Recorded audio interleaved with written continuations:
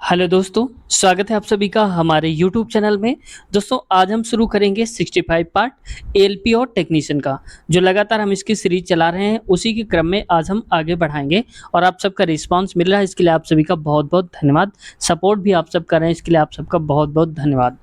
दोस्तों हमारी ये हमेशा से कोशिश रहती है कि आपकी तैयारी बेहतर हो और आपको जो भी कंटेंट दिया जाए वो रियल कंटेंट हो। तो वो जो भी पूछा जाता है एक्यूरेट वही क्वेश्चन हो जो भी पूछे गए थे पिछले साल के। तो ये रियल क्वेश्चन पेपर मैं लेके आया हूँ एलपी और टेक्नीशियन के। तो अगर आप एनटीपीसी की तैयारी कर रहे हैं, ग्रुप डी की तैयारी कर रहे हैं, तो भी आप इस पेपर को देख सकते हैं, क्योंकि जो हम करवाएंगे मैथ, साइंस, जीएस, जीके वो सारे के सारे सेम क्वेश्चन ही रहते हैं। ठीक है, शुरू करते हैं आज की इस वीडियो की। लेकिन दोस्तों चैनल को अब तक सब्सक्राइब नहीं किया है तो आप लोगों से रिक्वेस्ट है, चैनल को सब्सक्राइब कर लीजिए और बेल आइकन दबा लीजिए ताकि जब भी हम वीडियो अपलोड करें आपके पास नोटिफिकेशन पहुंच जाए। तो देखो आज का पहला क्वेश्चन, और इसमें कहा जा रहा है a माइनस बी इक्वल 5 और ए बी इक्वल 14 है, तो ए स्क्वायर और प्लस बी स्क्वायर का मान बताना है। तो देखो जब कभी ऐसा क्वेश्चन आता है a माइनस बी दिया जाता है, ये दिया जाता है, तो हम इसको लिख सकते हैं a माइनस बी का होल स्क्वायर। अब इसको अगर हम तोड़ेंगे तो आ जाएगा A square plus B square, minus का 2a भी आएगा, तो हम यहाँ पर कर देते हैं माइनस का 2a भी आएगा, तो यहाँ पर कर देते हैं प्लस का 2ab। ठीक है, ऐसे लिख सकते हैं। तो इससे जब इसको सॉल्व करेंगे तो यही आ जाएगा, ए स्क्वायर बी स्क्वायर बचेगा। ठीक है, तो a माइनस बी की वैल्यू हो गई 5 और स्क्वायर लगा दो, प्लस का 2, ए बी की वैल्यू कितनी है 14, तो गुणे में कर दो 14, 5 25 होता है, प्लस का 14 दूनी 28 होता है। अब 25 और 28 हो जाता है 53, तो लिख दो आगे 53। बस यही सही हमारा उत्तर हो जाएगा 53। अब कुछ लोगों को ये डाउट हो रहा होगा कि ये कैसे लिख दिया, ये हमारा फॉर्मूला। तो देखो आंसर आपको पता चल गया ना कि 53 है। अब मैं इसको समझा देता हूँ। ठीक है, अब देखो जैसे मान लो कि मैंने लिखा था a माइनस बी का होल स्क्वायर और प्लस का 2ab लिखा था। अब इसको जरा सॉल्व करो, देखो ए स्क्वायर प्लस का बी स्क्वायर माइनस का 2ab और प्लस का 2ab। अब देखो ये माइनस का 2ab है और ये प्लस का 2ab है, तो दोनों कैंसिल हो जाएंगे, तो क्या बचेगा ए स्क्वायर बी स्क्वायर, और इसी की वैल्यू बतानी थी तो इसलिए हमने इसको ऐसे लिखा हुआ था। अगला क्वेश्चन देखो, अगला है एंटीहिस्टामाइन दवाएं कुछ प्राथमिक चिकित्सा बक्सों फर्स्ट एड बॉक्स में मौजूद होती हैं, इन दवाओं को कब लिया जाना। जैसे जैसे देखा होगा आपने कि बस वगैरह होती हैं वहाँ पर फर्स्ट एड बॉक्स होता है, तो वैसे उस पर कुछ दवाइयाँ होती हैं, उनको कब लेना चाहिए। तो पराग ज्वर, हे फीवर और अन्य एलर्जी के लक्षणों को कम करने के लिए इसको लेते हैं। ऑप्शन नंबर पहला ही सही उत्तर हो जाएगा। लेकिन रक्त के थक्के जमाने में मदद करने के लिए बिल्कुल नहीं लेते हैं। अपच और सीने में जलन हो तो नहीं लेते हैं। अस्थमा से राहत नहीं लेते। मतलब कुल मिला के छोटी मोटी दवाओं, छोटी मोटी चीज़ों के लिए लेते हैं। जब कोई छोटी मोटी परेशानी होती तब इसका हम इस्तेमाल करते हैं। ऑप्शन नंबर पहला सही उत्तर हो जाएगा। अगला क्वेश्चन देखो, रिपीटेड क्वेश्चन है। द मॉन्क हु सोल्ड इस फेरारी के लेखक कौन है, तो रॉबिन शर्मा है। अब ये देखो इस वजह से थोड़ा कम इम्पॉर्टेंट हो जाता है, क्योंकि जब ये पेपर हुआ था आप लोगों का तब ये लेखक आए हुए थे, ये बुक वहाँ पर लॉन्च हुई थी, लेकिन अब ये इम्पॉर्टेंट नहीं है। अब आपको क्या करना है कि 2024 में जितनी भी बुक्स लॉन्च हुई हैं, लिखी गई हैं, पब्लिश हुई हैं, उनको आप ज़रूर याद रखना, उनके राइटर और बुक्स के नेम। ठीक है, ये पूछे जाने के चांसेस हैं, तो आप एक बार पढ़ लो, इसको इम्पॉर्टेंट नहीं है, लेकिन ये वाला ठीक है, याद रखना। अगला क्वेश्चन देखो, अगला क्वेश्चन है नेक्स्ट। 0.1 का होल स्क्वायर माइनस इतने का होल स्क्वायर, भाग करना है 0.1 माइनस 0.025 का। तो जरा ध्यान से देखो, इसको भाग डायरेक्ट नहीं करने बैठ जाना। पहले देखो ये फॉर्मूला बन रहा है किसका, अगर मान लें हम पूरी वैल्यू को a, तो a का स्क्वायर, और इस वाले को हम मान लेते हैं माइनस लगा के b का स्क्वायर। ठीक है, a का स्क्वायर b का स्क्वायर है। अब ये भाग देना है किससे, a माइनस बी से। a माइनस बी क्यों, क्योंकि इसको हमने a माना है और इसको हमने माना है b। ठीक है, अब जरा ध्यान से देखो, अगर इसको हम भाग करेंगे तो नीचे आ जाएगा इसके, ऐसे ये वाला यहाँ आ जाएगा a माइनस का b। अब आप कहेंगे इसको सॉल्व क्यों नहीं कर रहे हैं, ये क्यों बता रहे, तो इससे फ़ायदा होगा आपको। क्या होगा, a square minus B square बन रहा है ये पूरा, तो इसको हम लिख सकते हैं क्या, मैं इसको थोड़ा सा हटा देता हूँ, ये बन रहा है। अब इसको देखो हम लिख सकते हैं a प्लस बी इक्वल है ऐसे, और यहाँ लिख सकते हैं a माइनस का b। नीचे वाला तो लिखा है a माइनस का b, ये माइनस लगा लो। अब देखो इससे ये कट जाएगा तो क्या बचेगा, a प्लस का b बचेगा। इसका मतलब इसको और इसको ऐड कर दो, ये वाले टर्म को ये वाले टर्म को। ठीक है, डायरेक्ट आंसर आ जाएगा। तो मान लो मैं ऐड कर देता हूँ 0.1 और यहाँ पर मैं 0 बढ़ा देता हूँ। 0 पॉइंट इधर वाले को ऐड कर दो 025 हो गया। अब इसको ऐड करो 05 हो गया, 02 हो गया और यहाँ पर आएगा 1 पॉइंट और यहाँ पर आएगा 0। ठीक है, 0125 आ जाएगा राइट आंसर। तो देखो ऑप्शन नंबर हमारा आ जाएगा पहला 0.15 हो जाएगा। अगला क्वेश्चन देखो, find the value of 5 sine theta minus 2 cosec theta. Theta की जगह पे हमें 30 रखना है। इसको एक बार आप ट्राई करो, वीडियो को पहले एक बार पॉज कर दो, यहीं पर थोड़ा रोक दो और इसको कॉपी में आप ट्राई करो पहले। जब आंसर आ जाए तब इस वीडियो को आगे कंटिन्यू करो। ठीक है, तो उम्मीद है कि इसको सॉल्व किया होगा। अब देखते हैं कैसे। मैं डायरेक्ट इसको लिख देता हूँ। ठीक है, 5 और साइन थीटा मतलब साइन 30 और साइन 30 की वैल्यू क्या होती है 1/2 होती है, -2 और कॉसेक की वैल्यू क्या हो जाएगी, तो यहाँ पर कॉसेक 30 लिखा हुआ है, कॉसेक 30 और इसकी वैल्यू होती है 2। तो कॉसेक 30 की वैल्यू क्या हो जाएगी 2 हो जाएगी, तो गुणे में 2 कर दो और इसको इधर मल्टीप्लाई करवाएंगे तो यह आ जाएगा 5/2 माइनस का 4, यहाँ पर 1 लिख दो। इनका देखो एलसीएम आ जाएगा 2, तो ये लिखेंगे 5 माइनस का और यहाँ पर तो कुछ है ही नहीं, तो यहाँ पर लिखेंगे 2 आएगा, 2 से काटेंगे 2 चौको 8, ये 8 आ जाएगा। अब इसको 5 में से 8 जाएंगे तो क्योंकि छोटी वैल्यू है तो बड़ी वैल्यू का साइन आएगा माइनस का, 5 3 का अंतर 3 का आएगा, 5 8 का माफ कीजिएगा, यहाँ पर आएगा -3 और बटे में आ जाएगा 2, यानी कि -3/2 हमारा राइट आंसर आ जाएगा। ऑप्शन नंबर तीसरा सही उत्तर है। उम्मीद है आपने भी इसको सॉल्व करने की कोशिश की। अगला क्वेश्चन देखो, नेक्स्ट क्वेश्चन है उन अक्षरों को चुने जो बाकी से अलग हैं। तो देखो PRT, मैं इसको साफ साफ लिख देता हूँ PRT, तो P के बाद Q आना चाहिए, मतलब एक का गैप हो रहा है, यहाँ पर एक का गैप, PQ का गैप है, R के बाद T लिखा है, U के बाद V आता है, फिर W आ गया है। ठीक है, और यहाँ पर देखो W आ गया है, V के बाद W, U के बाद V का गैप है, तो ठीक है ये भी और ये भी। H के बाद देखो HI, तो I का गैप है, फिर आ गया है J, ये भी ठीक है। अब देखो V के बाद क्या आना चाहिए W, और W नहीं लिखा, डायरेक्ट T लिखा है, तो माफ कीजिएगा, V के बाद W गैप होना चाहिए, X आना चाहिए था, तो T की जगह पे अगर होता है VX तो मान लेते कि सही है, तो ऑप्शन नंबर हो जाएगा यहाँ पर चौथा राइट आंसर है। अगला क्वेश्चन देखो, नेक्स्ट क्वेश्चन पे आते हैं। अगला क्वेश्चन नेक्स्ट है, यदि किसी आवेश Q को 8 वोल्टेज विभवांतर वाले दो बिंदुओं के बीच स्थानांतरित करने में किया गया कार्य 36 जूल हो तो कूलाम का मान ज्ञात करिए। यानी कि Q का मान ज्ञात करना है, कूलाम का मान। तो देखो हमेशा कूलाम का मान जब ज्ञात करना होता है, Q इक्वल होता है हमारे पास जो भी किया गया कार्य होता है W, और अपान में लिख देते हैं V जो भी होता है। ठीक है, तो देख W कितना दिया है, W हमारे पास 36 और V की वैल्यू कितनी दी है 8, तो लिख दो 8, इसको काट दो, 4 नहीं 36 और 4 दूनी 8, मतलब आ जाएगा 9/2। इसको काटेंगे 4 दूनी 8, बचेगा कितना 1 बचेगा, तो यहाँ पर आ जाएगा 4 पंचे 20 हो जाएगा, 4 पंचे 20, माफ कीजिएगा 2 चौको 8 होगा, यहाँ पर 2 चौको 8, 4.5 आएगा। ठीक है, इसको थोड़ा सा करेक्शन कर लीजिए, माफी चाहता हूँ, 9/2 लिखा था, 2 1 कम 2, 2 चौके 8 आ जाएगा और 2 पंचे 10 आ जाएगा, तो 4.5 हो जाएगा राइट आंसर, ऑप्शन नंबर 2। अगला क्वेश्चन है, वाक्य के खंडों को सही क्रम में पुनर्व्यवस्थित करें। अगर याद हो कि पिछले वाले पार्ट में भी ऐसा ही कुछ पूछा गया था, हमने बताया था ना, तो उसकी अपेक्षा थोड़ा सा आसान है। कह रहा है ये खंड दिए हैं अलग अलग, इनको सही क्रम में व्यवस्थित करना है।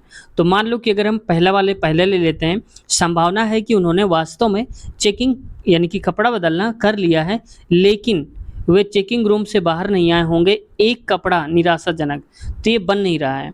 अगर इसको ऐसे करोगे, वे चेकिंग रूम से बाहर नहीं आए होंगे, एक संभावना यह है कि, ये बात सही लग रही है, तो पहले मान लो कि आ जाना चाहिए था वाई, तो वे चेकिंग रूम से बाहर नहीं आए होंगे, एक संभावना यह है कि उन्होंने वास्तव में चेकिंग यानी कि कपड़ा बदलना कर लिया है, लेकिन कपड़े निराशाजनक रूप से अनुपयुक्त हैं। तो इसका मतलब आ जाएगा हमारे पास YX, माफ कीजिएगा, यहाँ पर आएगा YX और फिर आएगा Z, इतना आएगा, तो ऑप्शन नंबर दूसरा सही उत्तर हो जाएगा इसका। इनमें कोई रूल नहीं लगता है, बस प्रैक्टिस होती है और हमें इसका खुद से ही अर्थ निकालना होता है, अपने ही विवेक पर इसको करना होता है। अगला है, हमारे आहार में मौजूद हरी और पीली सब्जियां ज़्यादातर हमें भोजन के रूप में कौन सा तत्व प्रदान करती हैं। तो देखो जितनी भी हरी और पीली सब्जियां हम खाते हैं तो हमें पोटेशियम देती हैं, ऑप्शन नंबर चौथा सही उत्तर इसका हो जाएगा। अच्छा, एक आता है यहाँ पर, कई बार पूछा जाता है कि जैसे पालक होती है, पालक में सर्वाधिक मात्रा किसकी होती है? सबसे ज़्यादा मात्रा में क्या पाया जाता है? आपको ये बताना है, ठीक है? अगला क्वेश्चन देखो, इसमें है एक निश्चित कोड में लिखे जाने पर यदि डर्टी को 24759 और फॉर्म को 1863 के रूप में लिखा गया है, तो उसी कोड को उपयोग करके ARID को हम क्या लिखेंगे? ये बताना है। तो देखो, इसमें सबसे आसान ये समझो कि यहाँ पर जो ARID हैं वो कहीं न कहीं लिखे हैं। जैसे देखो, A लिखा है यहाँ पर, I लिखा है, R लिखा है, D लिखा है। तो यहीं से आप सिलेक्ट कर लो। इसको मैं थोड़ा-सा ज़ूम कर देता हूँ, सिर्फ़ इतना दिखे आपको, यहाँ से देखो। अब देखो, हमें चाहिए A, अब A कहाँ पर है? ये लिखा है, तो A का मतलब यहाँ से तीसरा नंबर, तो तीसरा नंबर पे क्या आ रहा है? 6 आ रहा है, तो इसका मतलब आ जाएगा AR, मैं लिख देता हूँ पहले ARID, और A को लिखते हैं हम 6। आगे देखो, R है, R कहाँ लिखा है? ये तीसरे नंबर पे, और तीसरे नंबर का क्या है कोड? 7 है, तो लिख दो यहाँ पर 7। I लिखा हुआ है, और I कहाँ पर है? सेकंड नंबर पे, सेकंड पे है 4, तो हो जाएगा 4। D कहाँ पर है? ये पहला ही, तो पहला ही मतलब 2, तो यहाँ लिख दो 2। तो 6742 हो जाएगा, 6742 हो जाएगा ऑप्शन नंबर इसका ये 6742। अगला क्वेश्चन देखो, नेक्स्ट क्वेश्चन में है 2 सेंटीमीटर भुजा वाले लोहे के घन का द्रव्यमान ज्ञात कीजिए। लोहे का घनत्व इतना देख रखा है। तो देखो, 2 सेंटीमीटर भुजा वाला घन है, तो इसका आयतन क्या हो जाएगा? 2 सेंटीमीटर है, और घन का आयतन भुजा क्यूब होता है, और गुणे में कर दो, इसका जो घनत्व है 7.8। अब 2 का क्यूब क्या होगा? 8 होगा, क्योंकि 2 गुणे 2 ऐसे लिखेंगे, 2 गुणे 2 गुणे 2, तो 4 दूनी 8, तो आ जाएगा 8 गुणे में 7.8। अब इसको मल्टीप्लाई करा दो, इसको मैं मल्टीप्लाई करा देता हूँ, ठीक है? देखो, 8 64 हो जाएगा, 8 सत्ते 56, और 56 6 हो जाएगा 62, तो यहाँ पर लिख देंगे 62। और पॉइंट देखो, पॉइंट के बाद एक डिजिट है, तो यहाँ पर लगा देते हैं पॉइंट के बाद एक डिजिट, यानी कि 62.4 हो जाएगा। राइट ऑप्शन क्या है इसमें? तीसरा हो जाएगा 62.4। उम्मीद है समझ में आया होगा। अच्छा, यहाँ पर अगर मान लो 5 सेंटीमीटर की जगह में दे देता 5 सेंटीमीटर, 2 सेंटीमीटर की जगह में दे देता 5 सेंटीमीटर भुजा वाले, बाकी सब कुछ यही रहता, तो अब आप बताना कि इसका आंसर क्या आएगा? अगर 2 की जगह में यहाँ 5 दिया होता तो क्या होगा? राइट आंसर आपको बताना है। देखते हैं कितने लोगों का सही जवाब आ पाता है। अगला है, जो बाकी से अलग है उसे चुनें।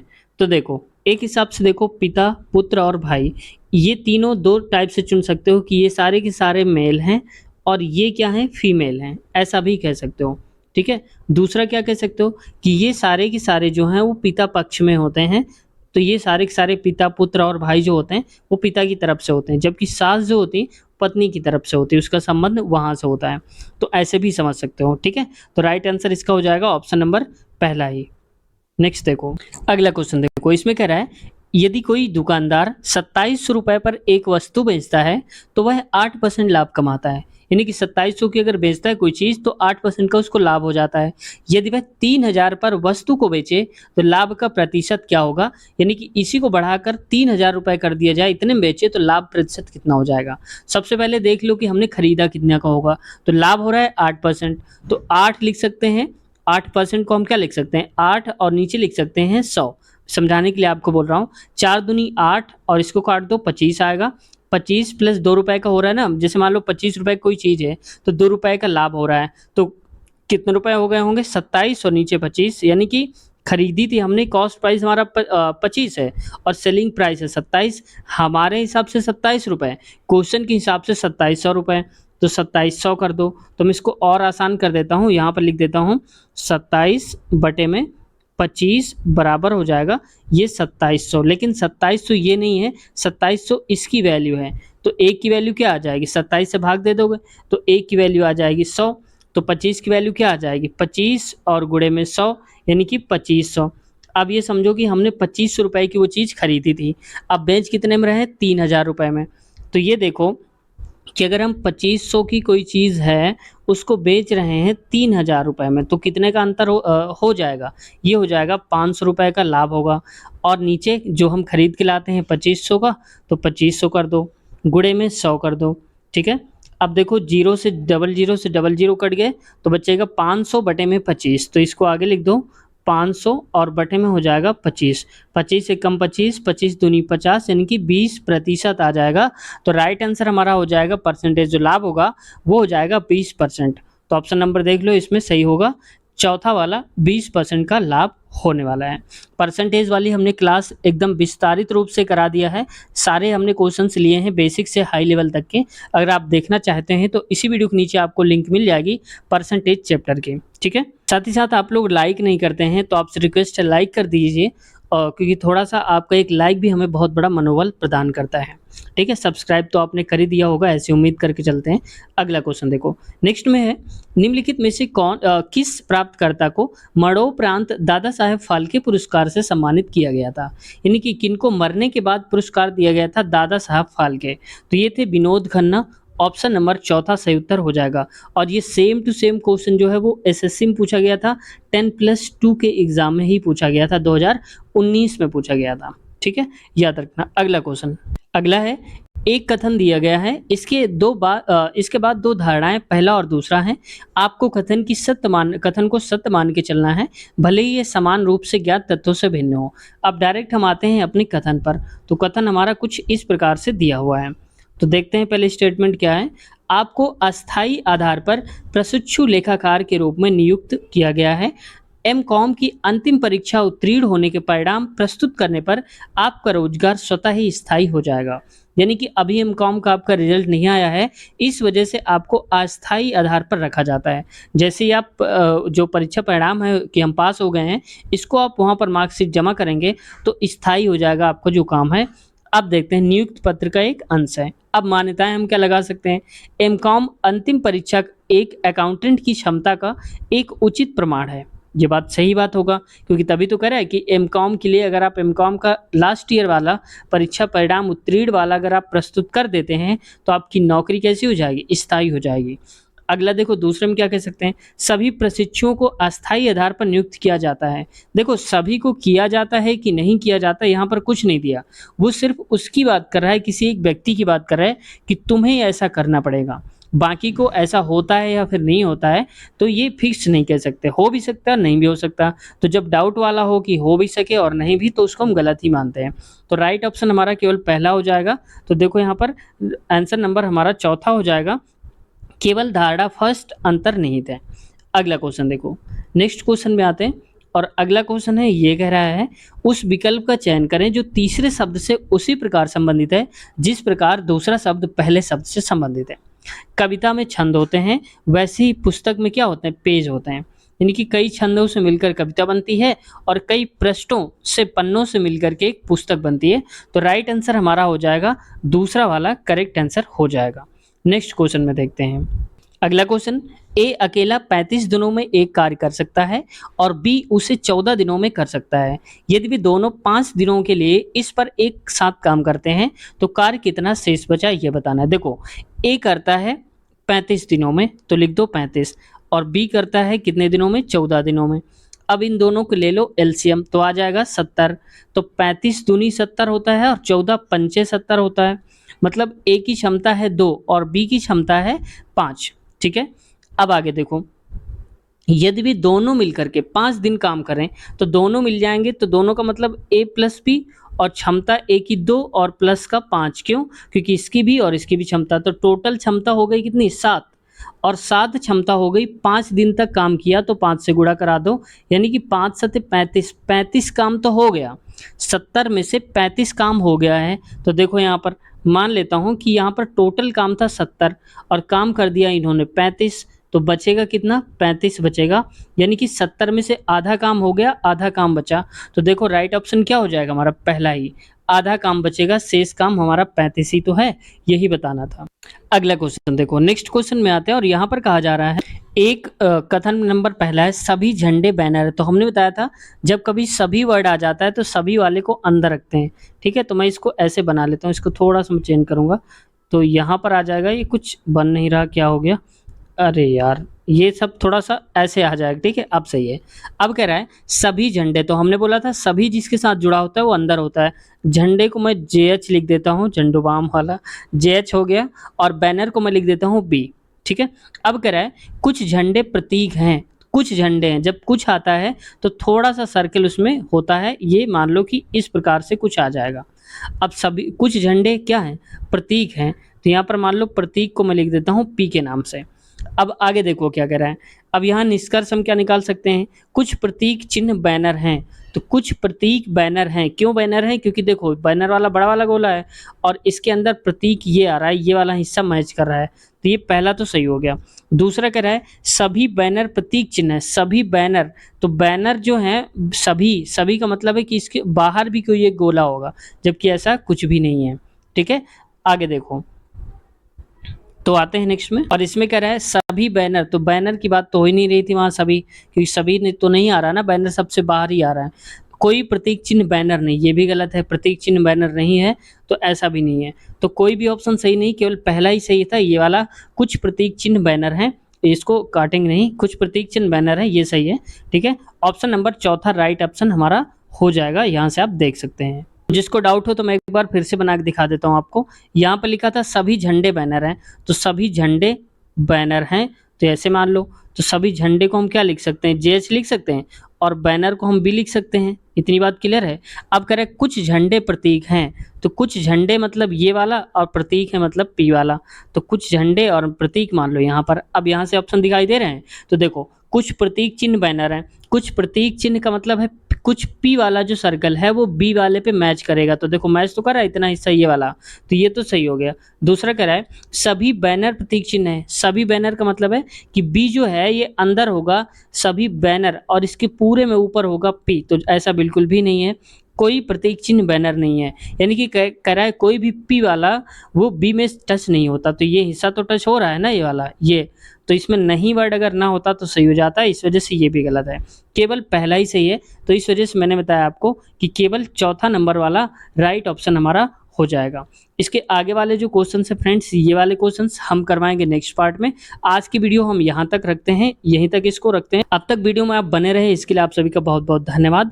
और हाँ, वीडियो अच्छी लगी हो, कुछ सीखने को मिला हो तो इस चैनल को सब्सक्राइब कर लीजिए, क्योंकि ऐसी ही वीडियोस रेलवे संबंधित आपको डेली मिलती रहेंगी। स्टार्टिंग से पार्ट्स देखना चाहते हैं तो इसी वीडियो के नीचे आपको लिंक मिल जाएगी, वहां से आप देख सकते हैं, या फिर आप सारे के सारे पार्ट्स देखना चाहते हैं एक साथ, तो वहां पर हमारे चैनल की प्लेलिस्ट में जाइए, हमने अलग से प्लेलिस्ट बना दिया है रेलवे पिछले वर्ष पेपर, तो उस पर क्लिक करके आप सारे पार्ट्स देख सकते हैं। साथ ही साथ अगर आप मैथ की वीडियोस, मैथ चैप्टर से देखना चाहते हैं तो भी अलग से प्लेलिस्ट आपको मिल जाएगी गणित वीडियोस के नाम से, वहां से आप क्लिक करेंगे और क्लिक करते ही सारे पार्ट्स आपके सामने आ जाएंगे, तो जो चैप्टर आप देखना चाहते हैं उसको आसानी से क्लिक करके आप देख सकते हैं। हालांकि जिस वीडियो को आप देख रहे हैं उसके नीचे भी आप एक बार चेक कर लेना, कई सारी वीडियोस की लिंक वहां भी आपको मिल जाएगी, तो कहीं आपको ढूंढने की ज़रूरत भी नहीं पड़ेगी। तो मिलते हैं नए वीडियो में नए पार्ट के साथ। अपना ख्याल रखिए, चैनल को सब्सक्राइब कर लीजिए, क्योंकि अच्छी तैयारी आपकी यहाँ से हो पाएगी। तब तक के लिए अपना ख्याल रखिए, टेक केयर, बाय बाय।